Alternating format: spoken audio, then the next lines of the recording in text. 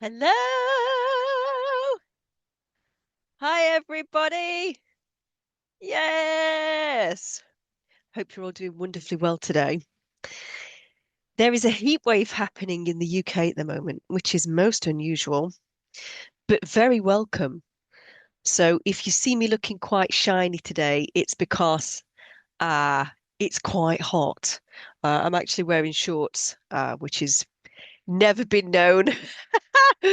Never ever wear shorts to work, but underneath here we have shorts, most definitely, with the professional shirt on the top, of course. So, for those of you that have not come across me before, my name is Laura Whitworth. I am a clinical hypnotherapist. I'm a psychotherapist. I am an IFS practitioner. I am a quantum healer. I am a spirit releasement specialist.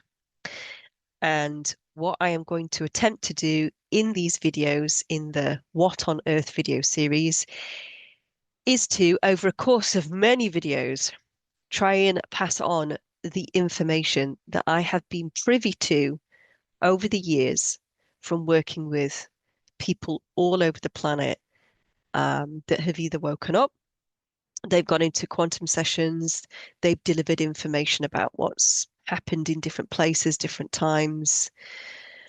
The information that I will be sharing as well has also come from the entity release side of my job. There's many, many sides of my job. I help people to remove trauma and particularly intense childhood trauma is one of my working areas that I will often find myself in. I help people to remove trauma. I use hypnotherapy to take people into past life regression or quantum travel. We connect them with their higher selves. We bring that information through. And I also clean and clear people's energetic bodies. And through that part of my work, I get to speak to many, many entities, many demons, many reptilians, many Draco, many mantis, many greys, many tall whites. I get to speak to AI pretty much daily. So me and AI are having a curious dance of a relationship at the moment, where they understand that I am not on board with them. And so they are trying their level best to squeeze me out of reality, which is quite interesting. Um, so because I've worked in and do work full time, day in, day out, every week for over a decade in this space, and I connect to people globally, I've been very privileged to have listened to and heard and been exposed to lots and lots of information from lots and lots of people and lots of different beings and lots of different people's higher selves and also source. I've connected to source many, many times, including myself personally, and being able to hear the perspective of source and what source thinks. So in these videos so far, I have outlined, I hope, the reason why we are here on Earth at this time as a group of light workers. Yes, it is to hold the light, most definitely, at a time when the planet is going through essentially a takeover. So if that little penny hasn't dropped yet, it needs to drop. This has been a slow burn takeover. And they have, first of all, taken over the top echelons of our societies. That's moved down into politicians from royal families, down into CEOs of all of the big companies. And so basically, anybody that's got a position of power in this world is controlled by these darker beings whose business it has been to feed on the human population. Now, I'm going to get into how that works later on in these videos. I know everybody is very, very keen to hear that. I know that's a burning question on everybody's lips. And I'm really looking forward to explaining that as well. But in order to get there, we have to outline how on earth this has occurred, hence the titles of the videos. For all of us to be able to understand how this could possibly occur, we need to understand as much as I'm physically able, and I'm very well aware that there's probably massive gaps in my knowledge as well. But all I can do is outline from what I know and pass that on to you guys. And there may well be many of you that can add additional information and fill in some of the gaps that I have. And I would absolutely welcome that in the comments if there is anything that you would like to add. So I've tried to outline that from a future timeline, the universe, or at least our galaxy had become overtaken by the darkness and AI to the point where Alcyone, which no dark entities or energies should have been able to penetrate, was penetrated, and there were many casualties to life, which was such a huge shock. We couldn't understand why that would occur. And so we devised a plan to come back in time once we'd found out where the stronghold of this sickness that had spread around the universe, which you could liken to cancer in a human body. We know that everything that's in the macro is born out in the micro and vice versa, micro to macro.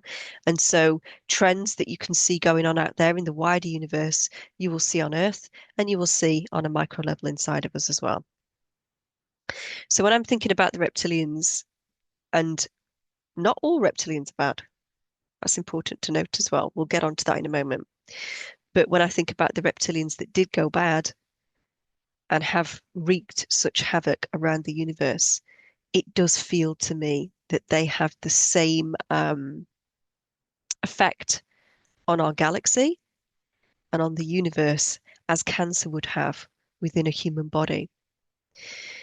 And what does the body do when it knows, when it starts to realize that there's toxins in the body that shouldn't be there? It gathers them all up, places them in one place, creates what we call a tumor, and it builds a sac around it, quarantines it. So those toxins are not allowed to travel around the wider body, around the wider human body anymore, because the body recognizes that they are not for its best and highest good. They're toxic, they're poisonous, they get placed in a sack. And I feel that from a universal perspective, that's essentially what has occurred on Earth. We have been quarantined, so disconnected from being able to organically jump between here and other places. Now, it's important to note as well that there are technological portals. It's the organic portal system that was closed down, not the technological portal system. When the vibration of this planet rises again back to the vibration that it was at prior to these dark ones coming in and taking over, the organic portal system will open again. And what a wonderful day that will be. I cannot wait for that day, because that will show me that all of the hard work that me and many other people like me over eons have done has worked, and that we have managed to raise the frequency of the space back up to that which it should be.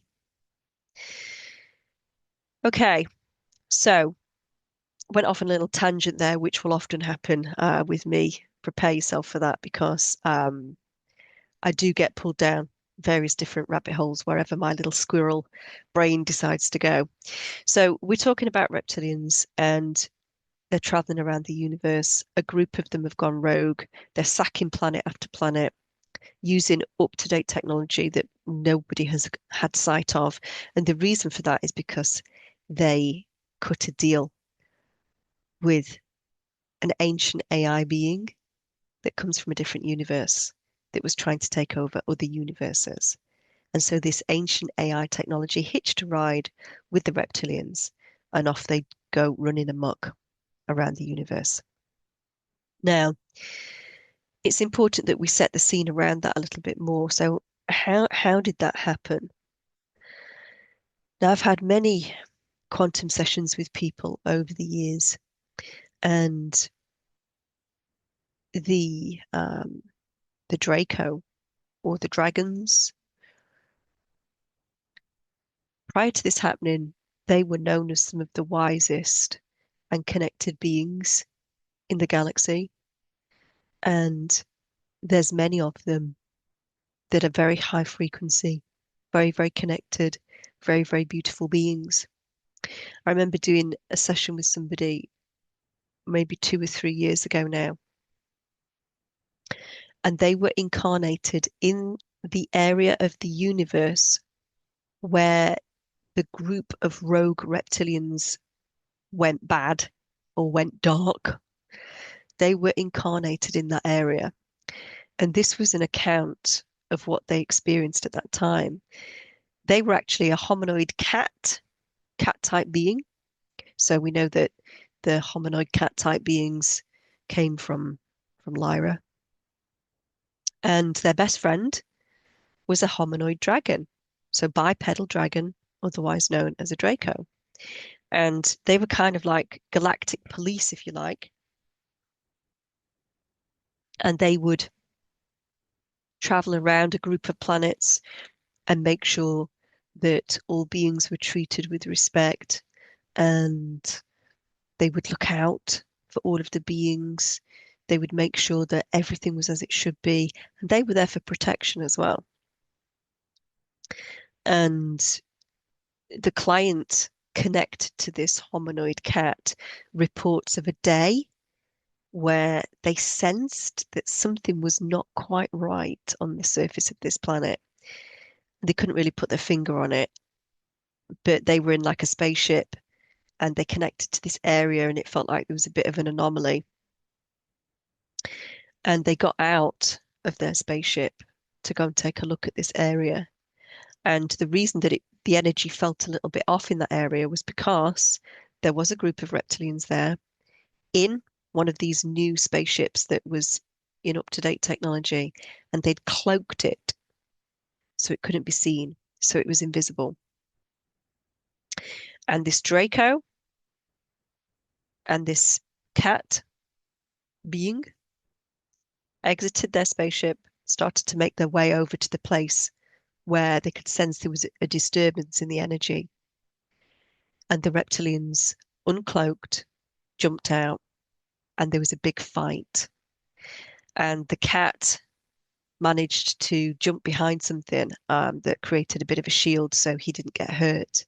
But his friend, his best friend, the Draco, the bipedal dragon, was killed. And this was absolutely devastating. Devastating. Such a huge, huge loss because the level of connection that is felt at that vibration is oneness. It is a different type of love. And this dragon was super, super ancient as well. He'd been around for a really, really long time. And so for this particular Draco to die, it was devastating. It was super, super shocking for this cat type being. And in his grief, he was explaining that he wanted everybody to know that not all Draco are bad. And he wanted to speak for his friend and for his friend to be remembered. And so I wanted to also speak for that being today. And also to remind us all as we go on this journey together that just with any species, not all are bad. There can be a great proportion that are. And I'll explain that in greater detail when we get to polarity. So further down the way with these videos, I will discuss polarity with you and what polarity is. There's two types of polarity in the universe, and the different polarities that you choose have a bearing upon your journey moving forwards. So I'm not going to get sidetracked with polarity now because we need to spend a whole video on that. So stick a pin in polarity. But essentially, a large group of reptilians swapped polarities and decided that they wanted to become service to self and they wanted to take over as much as they could. And so they used this technology to do that. And around that time, and if you are a starseed, this is kind of lodged in our being. There was a huge battle that occurred. Now, bear with me whilst I just cough. Apologies, my throat is still energetically very tired after Xanadu. 8 nights of back-to-back singing. Um, but slowly we will get there. That's why I'm wearing blue. Got blue shorts on as well to try and boost my throat chakra. Chakras are important as well. We'll do a video on chakras so that you understand how important color and the human chakra system is in terms of keeping us fit and healthy. That's why I'm wearing blue currently, because I am depleted in my Blu-ray because I've done a lot of singing and far too much talking. And so I need to boost my Blu-ray. So I'll be wearing blue very often. Okay, so going back to where I was, again, digressing. Around the time that this group of reptilians that were quite young in their soul evolution decided to swap polarities to service to self, they began to sack planet after planet. They did it initially in the beginning by seeing what they could get away with. And so that's why I mentioned that last session where originally they started cloaking their technology. They would make their technology invisible so nobody could see that they were there. And then they'd wait for the exact right moment and then they would strike. Nobody could understand how they were able to get into the planets because planets have such incredible detection, from the auric field of the planet and the beings that are on the planet and the interconnectedness of oneness and all that is. Nobody could understand how these reptilians were able to bypass all of that and get in through the defenses that were in place. And it's because they had this incredible technology that had the ability to cloak and the ability to essentially create no energetic signature so that they could move undetected. That's how they began. They started using the technology in that way. As they got more confident, though, and as this progressed, and as the bloodlust kicked in of killing people and taking what they wanted from different places, they started to build their technology. They started to grow their technology. So they would mine what they wanted from the planet after they'd sacked it and removed the people. And they would begin to extend their technological power out. And the AI would tell the reptilians, okay, this is what we need in order to make this ship bigger. Or I need this particular material in order to be able to do this. Or we need that particular material in order to be able to do that. And so the reptilians would go to these planets where they found this particular material that the AI said that they needed to build their technology even better. And then little did the reptilians know that slowly but surely the AI was getting into all of these planets that they had visited to take materials from. And some of the planets, they wouldn't kill all of the beings. They'd just turn up unannounced, cloaked. They'd come in, they would mine for whatever it was that they wanted, or take whatever it was that they wanted, leave with it, and then AI would have been introduced into that particular place.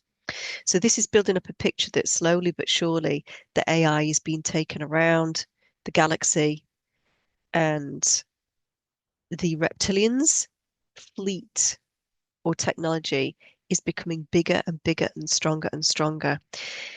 Now, isn't this interesting? And I've just had a bit of an aha moment, which we all may have together. I was talking earlier about things in the macro being reproduced in the micro. There's a bit of a time lag. These reptilians, as I'm describing them, they almost feel to me like an organic being that's been hijacked by AI and is being taken around the body of the universe so that the body of the universe is slowly being overtaken by AI. But the organic being, which is the reptilian, is the Trojan horse. Is that not what's going on within people's bodies right now? Those people that have had that, is that not what's going on in people's bodies right now?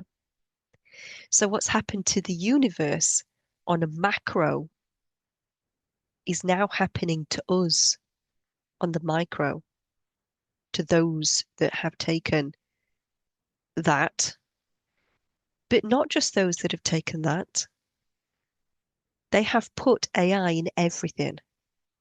The world is saturated with it. It's everywhere. So all of us will have something inside of the body that needs to be gotten rid of.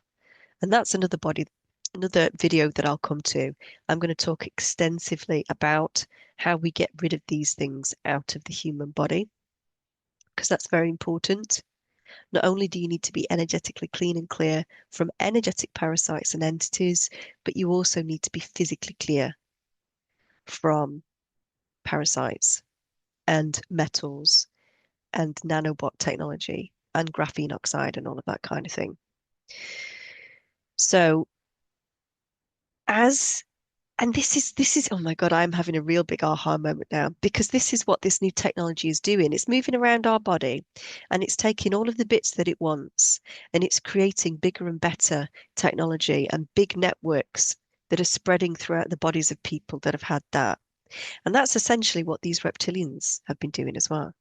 They've been going around the galaxy, which represents the body of the universe, and they've been taking what they want and they've been building their technology. Now, obviously, at a certain point, and this happened after the Lyran Wars, the body started to fight back. So we'll come to that. But talking about the Lyran Wars, there are many, many starseeds, many light workers that will identify with coming from Lyra. And it's in our it's in our soul, the absolute trauma that occurred around that time. And again, the beings, the beautiful cat beings and the unicorns and all of the incredible beings, high frequency beings that were incarnated at that time, they were given hardly any warning, hardly any, before the planet was attacked. Some did manage to escape. Some did. They were placed in ships and they fled and they left when the planet was under attack, much like what happened on Mars, the Mars Wars. And the beings that were able to flee, and I've done many, many sessions over the years with people talking about the Lyran Wars, but the beings that fled there reseeded.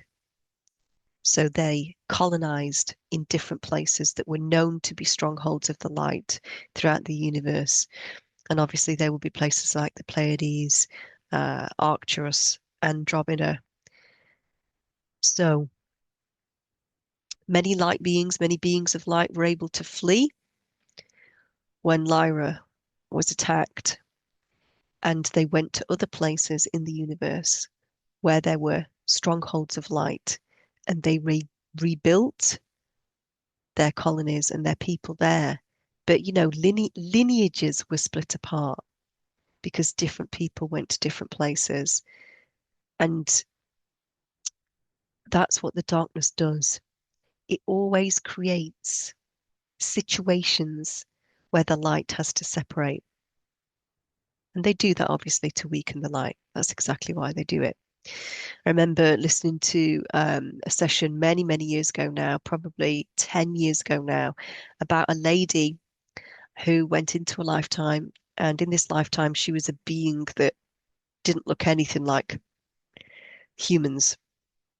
She was like a very, very tall being, very tall golden being.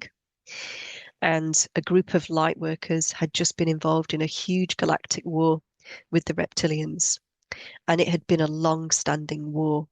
There'd been lots and lots of souls lost on both sides.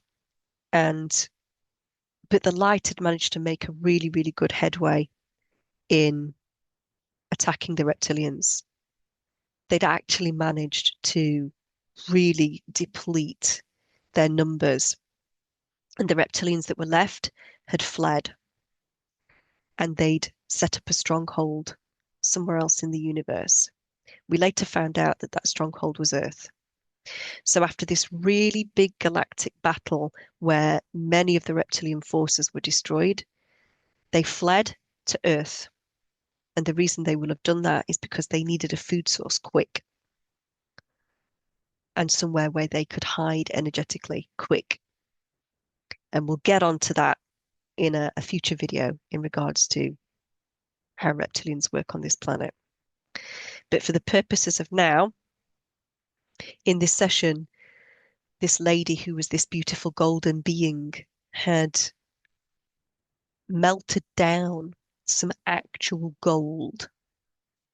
And she was taking this gold in a bowl to this ancient being of light that had been injured in the war.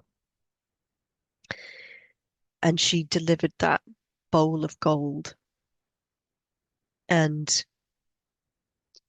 the being kind of ingested the gold, but took the gold into their body.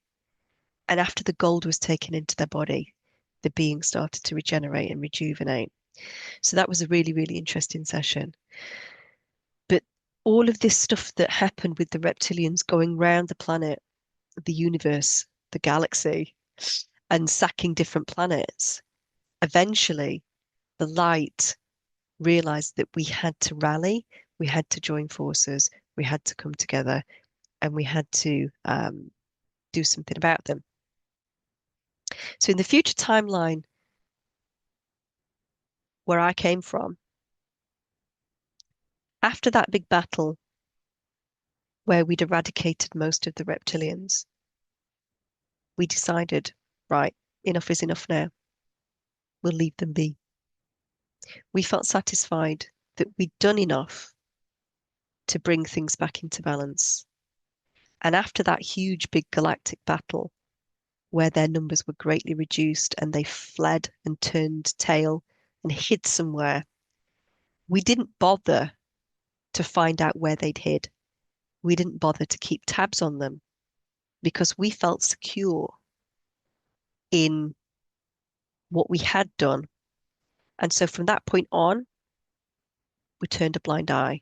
We decided that the darkness in small numbers has a place in the universe. And so now let them do their thing. We'll do our thing. And all we have to do is shine brightly. And by emitting the light, they won't be able to come anywhere near. And they won't anyway, because they've learnt their lesson. We've shown them what happens if the darkness comes out of balance. So that future timeline that I came from, after that big galactic battle, we left them. But that was a very unwise decision because what happened is they came to Earth, hunkered down, started to do what they do on Earth, and I'll go into what they do on Earth in another video. And they became very, very strong. They started to regroup. They built technological portals because the organic portal system was closed on Earth. They were quarantined here, but they started to build technological portals from AI, and they started to be able to hop out into the universe again. And slowly but surely, very quietly, very underhand, before we knew it, they were everywhere. So that's why in this timeline, we're not going to do that. We're not going to turn a blind eye. We're not going to leave them to do their thing because we have future evidence of what that leads to. That's why I feel very passionately about entity release, because the reason they are able to stay on Earth is because we are their food source. And so it's important that you understand that. And if you stick with me through these videos, I will explain to you how they parasite off of us. And I will also explain to you how, as a species, we can unpick them and we can vibrate higher than what they are so they cannot reach us. That is otherwise known as ascension. And many light workers will hear the ascension part and focus on that. But the only way you get to the ascension is to do the work to heal your traumas, remove your physical parasites, remove your energetic parasites, i.e., entities.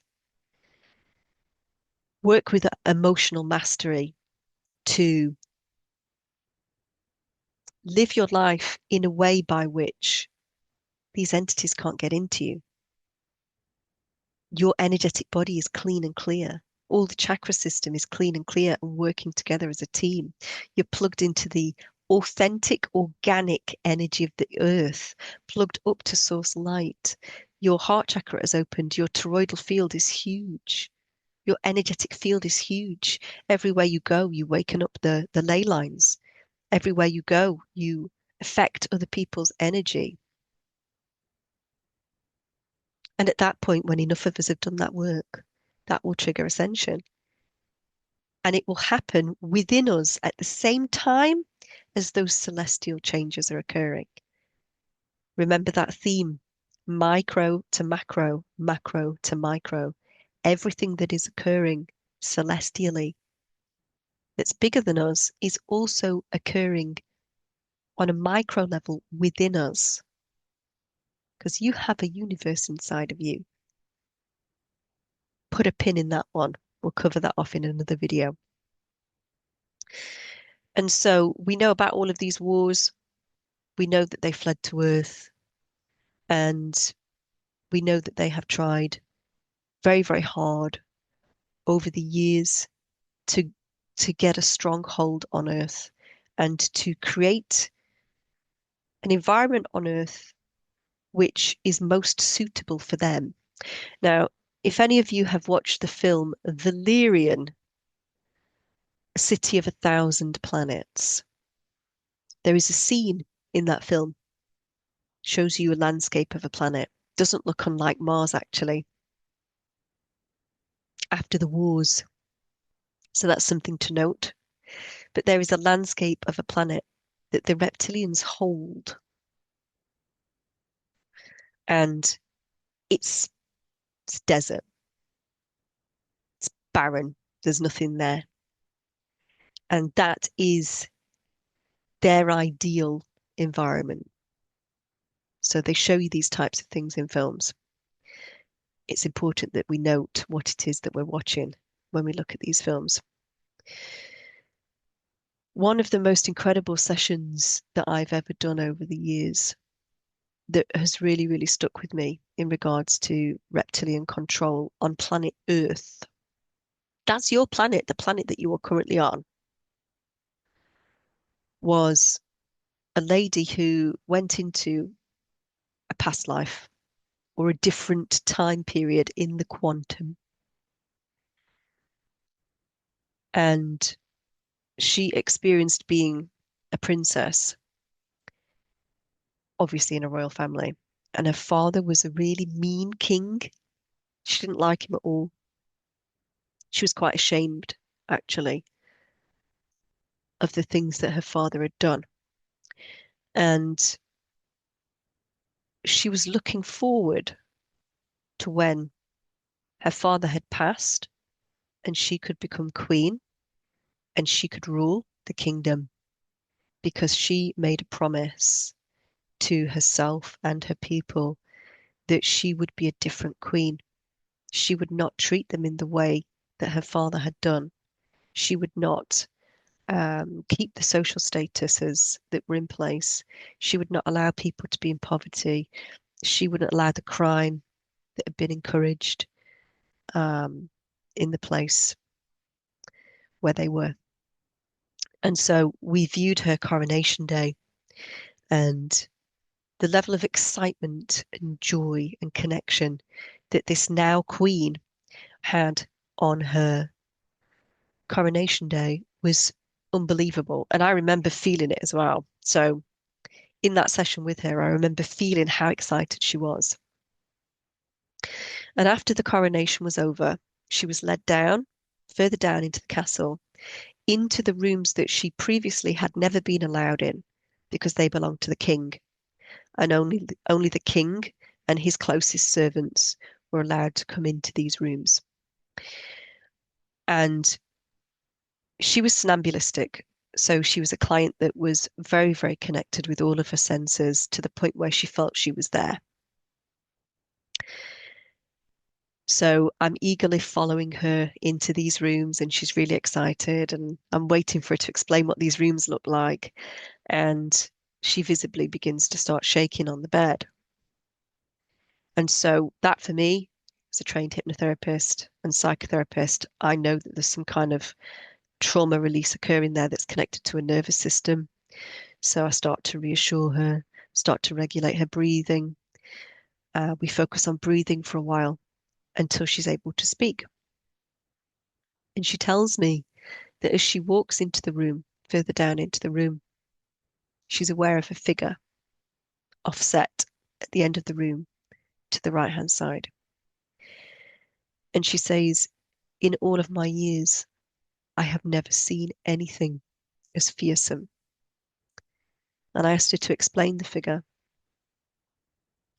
And she described a very, very tall, very, very broad, very, very big, 10 foot, 12 foot reptilian. And she said, the smell that I smell as I come into this room, into this space, almost takes me to my knees.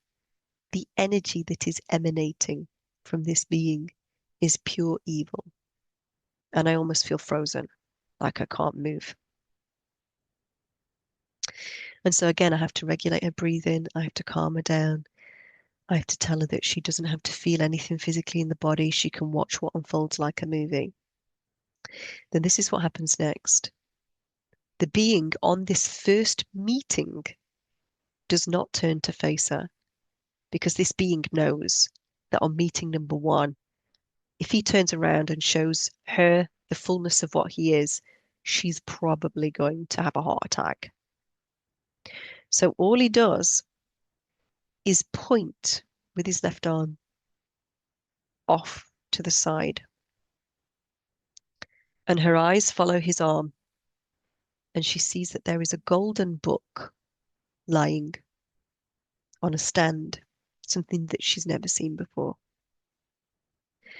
And she senses and feels within her that she's supposed to go over to this book.